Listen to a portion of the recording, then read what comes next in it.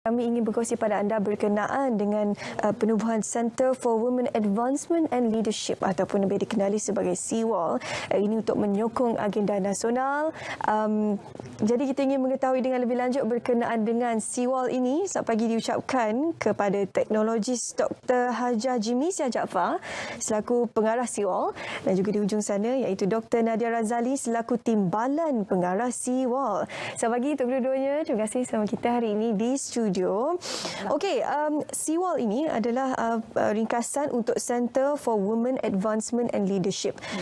Saya difahamkan semalam baru sahaja ditubuhkan secara rasmi. Jadi ini adalah kesempatan yang baik sebenarnya untuk Dr. kongsikan kepada penonton Selamat Pagi Malaysia berkenaan CWAL ini. Silakan. Okey, terima kasih. Assalamualaikum warahmatullahi wabarakatuh. Selamat pagi, salam sejahtera. Terlebih dahulu, kami bagi pihak Universiti Kuala Lumpur ingin mengucapkan ribuan terima kasih di atas jemputan Selamat Pagi Malaysia. Okey, untuk makluman semua, semalam pada 24 Januari 2022, CWAL telah secara resminya telah ditubuhkan. Dan yang lebih bermakna kepada kami adalah ianya telah diresmikan oleh Yang Berhormat Datuk Seri Panglima Hajah Azizah binti Datuk Seri Panglima Haji Muhammad Don, iaitu pengerusi MARA. Ya, jadi CWAL ni bukan saja untuk sebagai pusat atau center akademik ataupun penyelidikan ataupun penyediaan kepada kursus-kursus pemerkasaan, tetapi juga kami telah akan lebih daripada itu, yang mana kami ingin memperkasakan wanita-wanita dalam bidang-bidang profesion HITVET,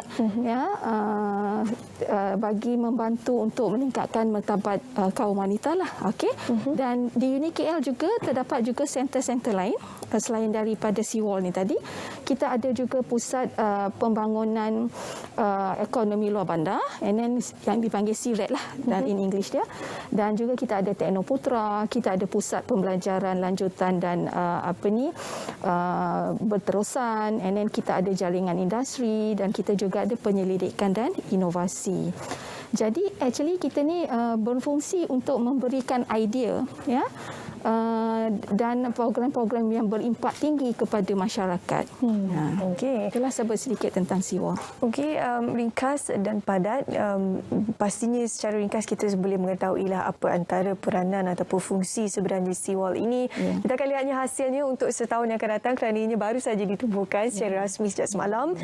Jadi kalau Dr. Nadia, kalau boleh kongsikan setakat ini, yalah kita sedia maklum COVID-19 dan sebagainya. Apakah antara cabaran lain yang wanita perlu lalui pada dekad ini?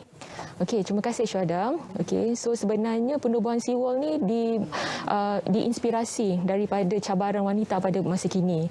Okey, tak kisahlah dia datang daripada golongan B40, M40, T20, kan kita semua menghadapi cabaran yang lebih kurang sama. Okey. Yang pertama tu masih ada lagi terdapat golongan wanita yang masih lagi tidak cakna tentang maklumat-maklumat yang boleh membantu mereka untuk lebih berjaya. Contohnya seperti maklumat untuk sambung belajar, untuk hak-hak wanita, okey, dari segi undang-undang dan sebagainya lah kan. And then lagi satu jurang perbezaan wanita dalam menjawat jawatan yang tinggi, sama ada dalam dalam kerajaan ataupun dalam bidang swasta lah, sebagai CEO, ketua pengarah dan sebagainya. Okey. Dan juga wanita yang berkejaya pun mempunyai cabaran juga untuk menyeimbangi kehidupan profesional dan juga tanggungjawab sebagai ibu, sebagai isteri di rumah. Okey. Dan I think sekarang ni pun banyak juga diperkatakan juga tentang diskriminasi gender. Okey, di tempat kerja, di tempat awam, di rumah sendiri kan. So adalah salah satu ketidakseimbangan yang masih lagi membelenggu wanita, okey, golongan lah pada waktu kini. Itu di Syuhada. Yalah, kadang-kadang masalah ini sebenarnya agak kompleks untuk kita menceritakan secara lisan, ataupun mungkin tidak semua yang berada di sekitar kita melalui apa yang dilalui oleh wanita sekarang ini. Banyak sebenarnya perlu diperhalusi. Itu antara ringkasan lah apakah antara cabaran yang perlu dilalui oleh wanita sekarang ini. Kalau Tuan Dr. Jimisia boleh kongsikan, apakah antara objektif ataupun visi sebenarnya CWAL ini ditubuhkan? Okey. kami adalah untuk memperkasakan kaum wanita, ya, dan sebelum saya terlupa, sebenarnya semalam semasa perasmian itu kami juga telah melantik 23 ketua-ketua kluster untuk membimbing kaum-kaum wanita ini. Ya, dan sebenarnya visi kita adalah sebagai pusat kecemerlangan, ya, yang bertaraf tinggi untuk memajukan dan memperkasakan wanita ke arah kemakmuran dan kualiti hidup yang lebih baiklah. Jadi peranan Seawall Uni KL ini untuk memperkasakan wanita antaranya? Okey, daripada segi kita membimbing wanita dan kita juga macam sebagai satu loncatan kepada wanita-wanita yang di luar sana yang ingin meningkatkan taraf hidup mereka daripada segi sosioekonomi, dan juga sebagai akses kepada mereka untuk menjadi lebih lebih berimpak tinggi mereka. Okey. Dr. Nadia, bila kita bercakap berkenaan dengan kluster, apakah antara kriteria yang dipilih untuk memilih ataupun melantik ketua-ketua kluster ni, dan apa sebenarnya fungsi bagi setiap kluster ni? Okey, kita ada 23 kluster, okey, up until yesterday, sehingga semalam, okey. Kluster ni kita pilih berdasarkan bidang-bidang yang diceburi oleh wanita lah, okey. Dari segi sosial, dari segi kejuruteraan, engineering, teknologi, sains, linguistik, politik dan sebagainya. Okey. So ketua kluster ni dipilih berdasarkan ketokohan, okey, dan pengalaman masing-masing, dan bagaimana mereka tu menjadi tokoh dan juga kecemerlangan mereka lah dalam bidang. Okey. So mereka ini terdiri daripada pakar-pakar yang berpengalaman dan berimpak tinggi, dan of course lah akan mempunyai macam kedudukan, okey, dan juga mempunyai personality dan juga ketokohan yang baiklah. Alright.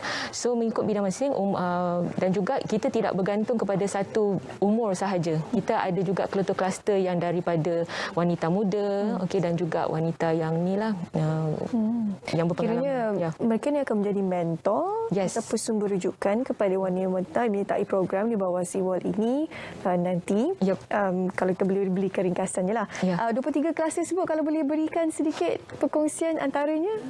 Okey, kita ada kluster pengurusan, kita ada kluster IT, kita ada pendidikan tinggi, kita ada pendidikan TVET, okey, dan kita ada juga teknologi hijau, marine and maritime, kita ada juga linguistik, sains sosial, okey, di mana ketua kluster ni kita harapkan dapat menjadi mentor, ya, macam Syuhada cakap tadi, mentor dan juga menginspirasi wanita-wanita pada program yang akan dianjurkan nanti. Mereka juga akan menjadi penasihatlah kepada Seawall, okey, untuk kita merangka program kita yang akan datang. Begitulah dia. Yalah.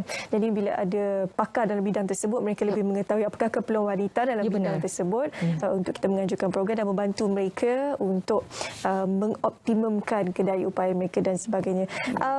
Kalau Dr. Nadia boleh kongsikan rancangan jangka pendek dan juga jangka panjang Seawall ini? Okey, untuk jangka pendek, okey, yang dalam 6 months ni, dalam 6 bulan yang terdekat ni, kita akan membuat survey bagi mengenal pasti keperluan golongan wanita. Okey. Dan lagi satu, kita akan merangkalah beberapa program, okey, khususnya dalam bidang keusahawanan, right? Dan juga kita akan buat beberapa program yang berbentuk akademik. Okey. Untuk jangka panjang juga, of course, kita sebagai Center of Excellence, kita akan cuba mencari dana-dana untuk penyelidikan dan juga membiayai program yang kita akan anjurkan. Dan juga kita akan juga menjadi orang tengah lah kepada kolaborasi institut tempatan dan juga institusi-institusi yang berkaitan dengan pemerkasaan wanita daripada luar negara. Okey, dan last but not least, kita untuk jangka panjang ni kita nak perluaskan kita punya program ni kepada semua golongan wanita, sama ada dia ni B40, M40 dan juga T20. Okey, banyak sebenarnya faedah yang boleh dimiliki terutama untuk wanita di luar sana sekiranya menyertai program dianjurkan oleh Seawall ini. Memandangkan Seawall ini baru saja ditubuhkan semalam, pasti ada perancangan di masa hadapan bentuk-bentuk program yang akan dilaksanakan. Jadi Dr. Jemisa, kalau boleh berikan gambaran apakah antara program yang bakal dianjurkan nanti? Okey.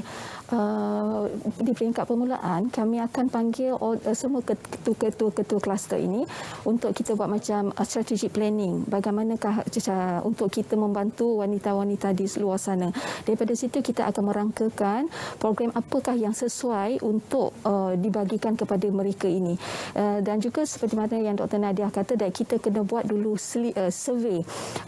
Apakah yang diperlukan oleh pihak wanita di luar sana, apakah yang mereka inginkan, dan kita akan develop. Kita ikut kepada semasa lah apa yang diorang perlukan sebenarnya. Apa sebenarnya membezakan Seawall ini dengan NGO ataupun agensi-agensi di bawah Kementerian Pembangunan Wanita ataupun di bawah JKM? Sebab banyak sebenarnya inisiatif yang telah pun dilaksanakan di luar sana untuk membantu wanita. Jadi apa keistimewaan Seawall ini dan bagaimana program-program yang dianjurkan ini boleh menarik minat wanita di luar sana untuk menyertai program yang dianjurkan oleh Seawall? Okey. Sebenarnya Seawall ni adalah untuk mempertabatkan kaum wanita. Ya, jadi walaupun ramai di luar sana agensi-agensi lain yang juga terlibat untuk memperkasakan wanita, tetapi di UniKL kami mempunyai specialization. Ya, selain daripada akademik tadi yang saya rasa cakapkan, kita juga akan merangkakan modul-modul untuk daripada segi contoh cara kadang-kadang wanita ini dia confident level. Kita akan bantu dia untuk meningkatkan dia punya confident level, cara keterampilan dia, cara untuk membuat keputusan yang betul dan tepat. Jadi selain daripada macam daripada segi keusahawanan, yang mana kita nak meningkatkan dia, kalau boleh macam Dr. Nadia kata tadi, daripada B40 kita tingkatkan kepada M40, daripada M40 kepada T20. Ya, kita membantu daripada segi apa juga, sebab tu tadi bila saya kata kita adalah sebagai akses kepada wanita-wanita ini untuk menyuarakan mereka punya pendapat dan mereka punya keinginan sebenarnya. Dan Dr. Nadia, bagaimana sebenarnya pihak universiti, pihak UniKL lah di sini membantu dalam penubuhan Seawall ini? Okey. Sebenarnya Seawall ni diilhamkan oleh presiden kami, dengan juga pandanganlah daripada pengerusi MARA sendiri. Jadi oleh kerana kita di universiti, kita mempunyai akses, kita juga mempunyai bahan dan juga modul yang digunakan untuk memperkasakan program-program wanita ni. Dan lagi satu, because of ini adalah juga berkaitan dengan akademik, penglibatan student dan juga para pensyarah tu dilibatkan juga. So jadi tidaklah macam program yang sangat spesifik yang tidak diketahui oleh orang lain. Jadi kita menggunakan apa yang ada di universiti, kekuatan yang ada di universiti untuk menjana dan juga untuk macam menguatkan lagi kesan dan impak program-program yang akan dijalankan. Dan juga kerana kita universiti, kita ada banyak research dan juga innovation, penyelidikan. So penyelidikan tu akan lebih lagi teratur, dengan penerimaan dana, penerbitan dan juga pemberitahuan informasi melalui persidangan, dalam kelas atau persidangan antarabangsa. So begitulah. So jadi kelebihan Seawall ni adalah sebab kami ni di bawah universiti. So dengan kekuatan yang universiti itu dapatlah memacu dan juga memberikan kekuatan kepada Seawall ni untuk bergerak supaya program-program dan juga inisiatif yang kami jalankan akan lebih berimpak tinggi dan juga memberikan kesan yang positif lah kepada penerima dan juga peserta kami lah. Ini adalah satu perkara yang baiklah kita kongsikan untuk penonton Selamat Pagi Malaysia kan, sebab selalunya apabila mana-mana program dilaksanakan di bawah universiti ini, peratus ataupun keberengkalian untuk berjaya itu lebih tinggi kerana mereka mempunyai dana, mempunyai kepakaran yang khusus di universiti tersebut. Jadi UniKL antara universiti yang bakal turut membantu memacu perkembangan Seawall ini. Jadi bagaimana Dr. Jimisa kalau boleh kongsikan, sekiranya mereka di luar sana bukan pelajar daripada UniKL yang berminat untuk menyertai program di bawah Seawall ini, apakah antara cara-cara mereka boleh mendapatkan maklumat terkini? Okey, mereka boleh layari www.unikl.edu.my dan juga mereka mereka boleh juga melalui kita punya FB di UniKL Official. So segala maklumat tentang SeaWorld boleh didapati di situ. Dan juga bagaimana nak menghubung kami juga akan berada di dalam kita punya website nanti. Ya. Okay. Sekarang ni semua maklumat di hujung jari saja. Kalau anda pergi ke Facebook, Ya. Semua pun ada. Ya, semuanya ada. Ya, betul. Maklumat lanjutkan. Okey, memandangkan ini ditubuhkan semalam, pasti Dr. Jimmy Siang mempunyai harapan tersendiri selaku pengarah bagi SeaWorld ini. Pasti ada perkara yang ingin dilaksanakan, yang ingin dijayakan. Memandangkan SeaWorld ini antara orang kata anak barulah UniKL. Baby. Jadi pasti ada banyak sebenarnya perkara yang telah pun disusun. Jadi apakah antara perkara yang ingin dicapai terlebih dahulu oleh Dr. Jimmy Siang selaku pengarah SeaWorld ini? Okey, sebenarnya idea-idea ni kami ingin dapat daripada golongan wanita di luar sana, ya.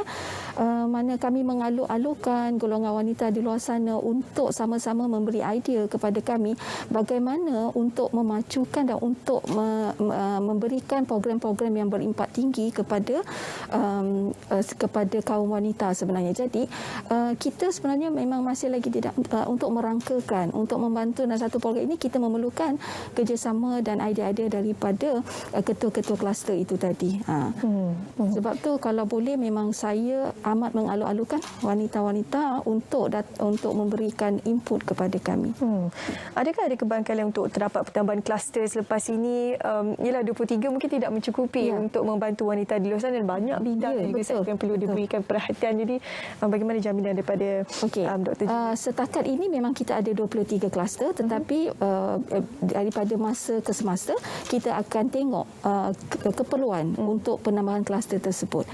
Jadi setakat ini apa yang ada 23 kluster tu kita tengok sejauh mana sumbangan kami di dalam industri atau di dalam ekonomi ataupun di dalam era pendidikan, penyelidikan and what not. Selepas itu kami akan buat kajian dan ada permintaan, insya-Allah kami akan tambahkan lagi, wujudkan lagi bilangan kluster tersebut mengikut edaran semasa dan juga keperluan daripada di luar sana. Dr. Nadia, sekiranya ada mereka di luar sana ingin mencalonkan mana-mana individu yang mempunyai pakar dan bidang tertentu yang belum dinamakan lagi sebagai sebahagian daripada kluster di SeaWorld ini, adakah mereka boleh laksanakan dan di mana ataupun bagaimana caranya? Okey, sudah tentu. Okey, of course lah kita start dengan 23 dulu. 23 yang kita rasakan yang paling utama, dan bagaimana seperti yang Dr. Jimmy Siang cakap tadi, so akan ada lagi ruang untuk penambahbaikan kan. So kepada sesiapalah yang ingin memberikan pendapat atau pencalonan ataupun ingin macam nak menyertai kami, selain daripada melayari website UniKL, okey, dan juga Facebook Live, Facebook kami, so boleh email direct kepada kami di cwal@unikl.edu.my. So dekat situ nanti kita akan bertukar-tukar pendapat, bertukar-tukar fikiran, dan juga kita akan, kalau adanya macam Syukara kata tadi, kalau adanya macam penawaran diri ataupun pencalonan okey, untuk tokoh-tokoh tertentu dalam kluster yang baru, so kita amat mengalu-alukan okey, kepada rakan-rakan wanita di luar sana lah kan, supaya kita untuk memperkasakan kita dari wanita kepada wanita untuk kita nak maju lagi ke depan. Macam tu. Okay. Dan memberikan sumbangan khidmat bakti kepada negara kita. Betul. Info lanjut anda boleh layari www.unikl.edu.my dan juga Facebook UniKL Official untuk anda dapatkan maklumat lanjut berkenaan dengan Center for Women Advancement and Leadership ataupun lebih dikenali sebagai SeaWorld ini. Terima kasih kepada Dr. Jimmy Siang, terima kasih kepada Dr. Nadia bersama kita hari ini untuk berkongsi berkenaan dengan misi, visi dan juga objektif penubuhan SeaWorld ini.